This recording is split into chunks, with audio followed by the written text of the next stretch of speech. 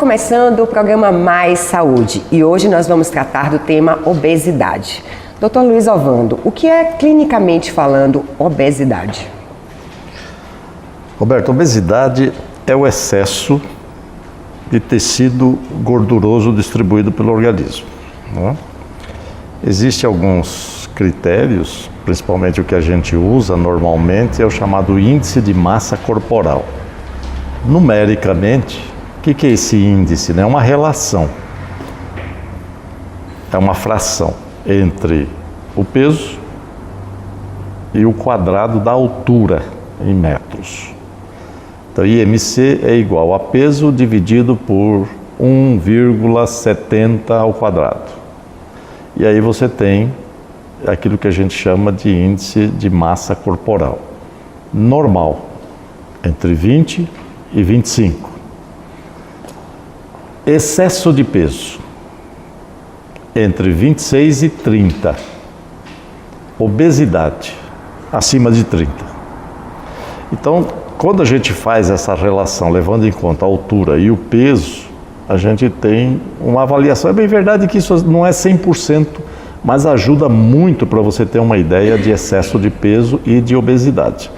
Então é interessante observar isso, porque são os referenciais que a gente tem para dizer que uma pessoa tem excesso ou ela já está obesa. Numericamente, acima de 25 até 30 é excesso. Acima de 30, obeso. Existe alguma tendência maior para homens ou mulheres serem obesos ou não? Não, não tem. O que a gente observa é que existem fases da vida. Por exemplo, a mulher, após a menopausa, existe uma tendência maior em engordar, aumentar peso. E o homem, basta que ele fique pouco ativo, né? É aquela história que todo mundo sabe, casou, engordou, né?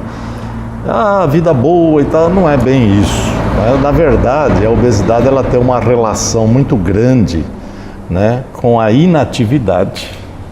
Se o indivíduo passa a ficar inativo e, consequentemente, comer mais, ele acaba aumentando o peso. A grande questão é por que o indivíduo come mais, né? Essa é uma situação antropológica que a gente tem que se reportar a ela, principalmente no que diz respeito à insegurança. Todas as vezes que nós estamos inseguros, ameaçados, nós damos um jeito de prover o sustento. É como se a gente falasse assim, eu não sei quando é que eu vou achar novamente a comida. Ou essa situação que eu estou enfrentando é uma situação que me dá uma certa insegurança e eu preciso me precaver, eu preciso prover de energia.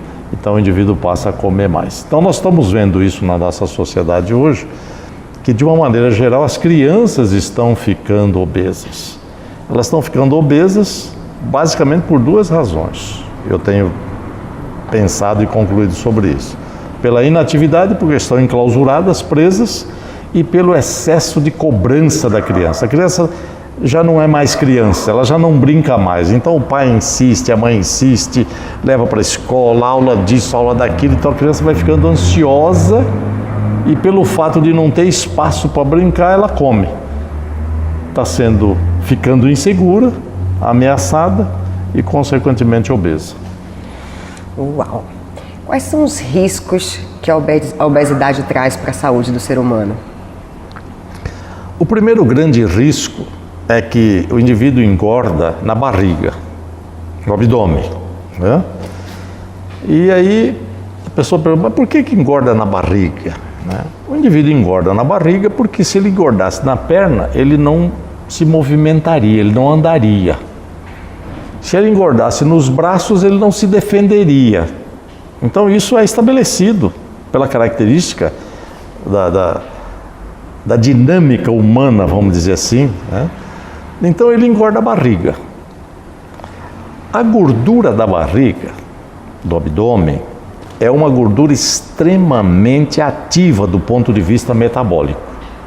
A primeira coisa que faz é que ele começa a guardar a gordura, e essa gordura, diante das situações de tensão e estresse com aumento de adrenalina, ela libera ácido graxo. que é onde foi guardado. Exatamente para isso que a gente guarda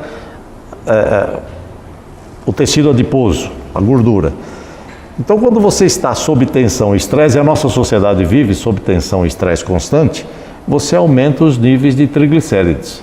E os níveis de triglicérides de ácido graxo, né, eles são tóxicos ao organismo, evita a ação da insulina. Aí o pâncreas entende que precisa aumentar a insulina. É o que a gente chama e cria de hiperinsulinemia, ou seja, resistência orgânica à insulina. Então o indivíduo acaba num trajeto para ficar diabético. Então a gordura abdominal leva o indivíduo a diabetes. Então por isso esse é o grande primeiro problema, do ponto de vista metabólico. O triglicérides e o ácido graxo, que sendo tóxico, ele deposita também nas artérias e dificulta a ação da insulina na musculatura, porque o indivíduo está inativo. O outro grande problema da obesidade é que aumentando o abdômen, aumentando a barriga, você cria uma pressão sobre o diafragma, que é o grande músculo da respiração que responde por 75% do volume corrente pulmonar, né? E aí vai aumentando, vai dificultando o movimento do diafragma. Isso leva a quê? A uma hipoventilação, pouca ventilação alveolar. Nós falamos do cigarro outro dia, né? E agora a obesidade que dificulta a expansão.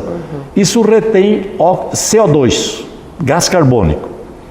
O centro respiratório, ele movimenta, ele funciona porque aumenta o CO2. Assim como a resistência à insulina, começa a haver resistência do centro respiratório ao CO2. Ele começa a ventilar pouco e só responde a situações crescentes de CO2. E aí gera aquilo que a gente conhece de apneia do sono, ronco noturno e todas aquelas confusões, gerando os problemas cardiovasculares em decorrência do aumento da adrenalina. Então você veja que a coisa é complicada. É complicada. Gente, chegamos ao final deste bloco, mas não saia daí que nós voltamos já já.